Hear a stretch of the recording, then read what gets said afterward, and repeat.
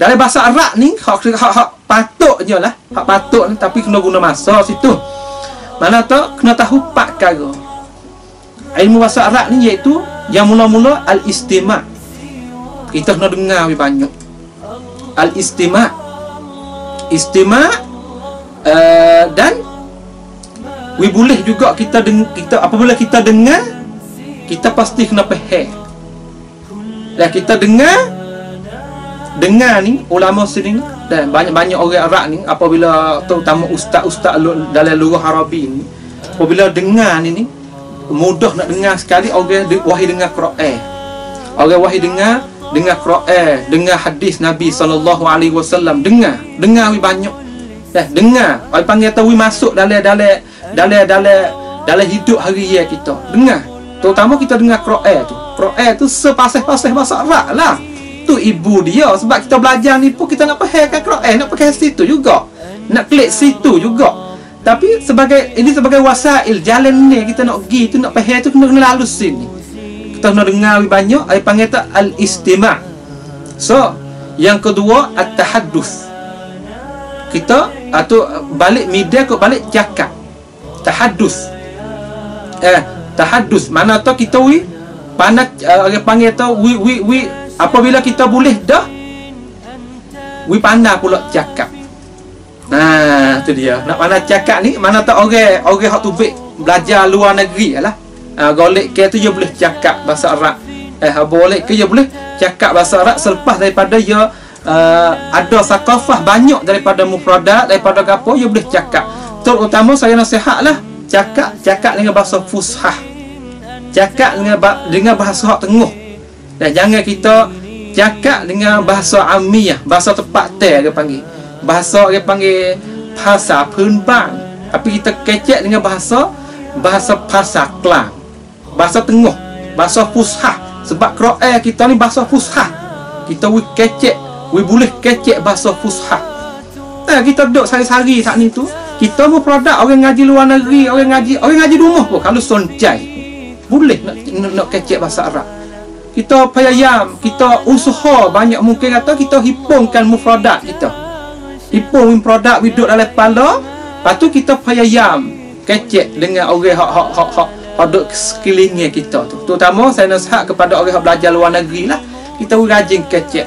Rajin kecek dengan orang-orang tepi kita. Yang mula-mula media dia iaitu al-istima', at-tahaddus. Lepas tu yang ketiga iaitu apa? Al-qawaid. Kita kena tahu kan qawaid al-qiraah, al-qawaid wal qiraah. Mana kata hak kita nak belajar ni, kita nak tahukan qawaid, kita nak tahukan cara nak baca. Kita nak tahu cara nak baca. InsyaAllah majlis ini kita akan boleh berkongsi dengan asatizah yang maha mulia ini dan adik-adik yang suka nak belajar bahasa Arab ni. InsyaAllah kita boleh dengar apa panggil kata bahasa Arab saat ni tu orang panggil bentuk qawaid dan cara nak baca supaya nak hasilkan makna tu. Supaya nak hasilkan makna. Apabila seorang saat ni tu dia letak baris, dia baca kena, golek lah, kita kata kita kecek cara golek lah. Orang hak tahu baris, baca kena dan dia tahu golek ke mana kata bahasa Arab iaitu gagah lah. Mana kata dia boleh lah sakafah cara nak baca, letak mana fa'il, mana maf'ul mutlaq, mana maf'ul fi, mana hal, mana apa tu. 3. Yang keempat iaitu al-kitabah. Cara nak nulis pula lah.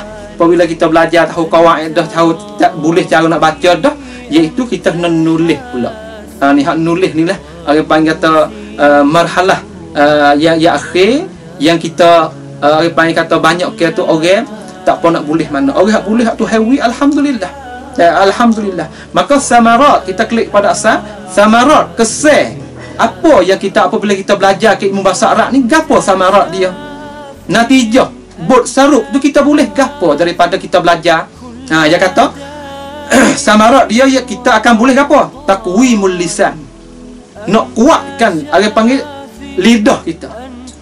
Daripada kita baca jaa Muhammadin, apabila kita retikan ilmu nahwu dak jaa Muhammadun, yakin jaa Muhammadun, Ra'aitu Muhammadan, unzur ila Muhammadin. Don dan den tak ni tu jadi kita apa? Taqwimul lisan. Do usaha di atas lidah kita.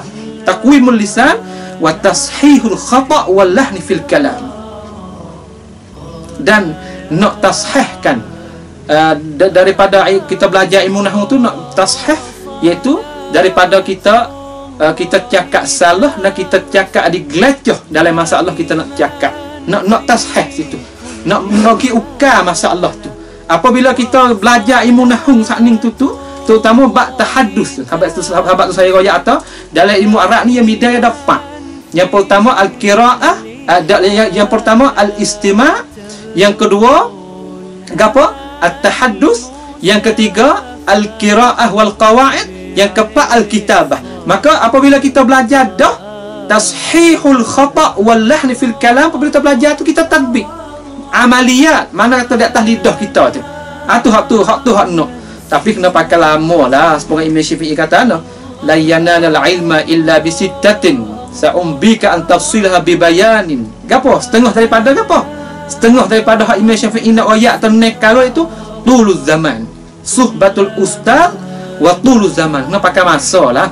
Kena pakai masa. Kalau kita nak satu perkara ni kita tak orang panggil tak sewi masa langsung dia mustahil tak ke? Itu dia. Dan dia saat itu wa huwa miftahul li fahmil kitab was sunnah. Dan dia saat itu sebagai anak kunci supaya kita nak fahamkan Al-Quran was sunnah. Kita nak fahamkan Al-Quran wal hadis. Sebab di sumber dua ning lah tu jadi sumber agama kita. Hak tu yang akan panggil tu samarat dia.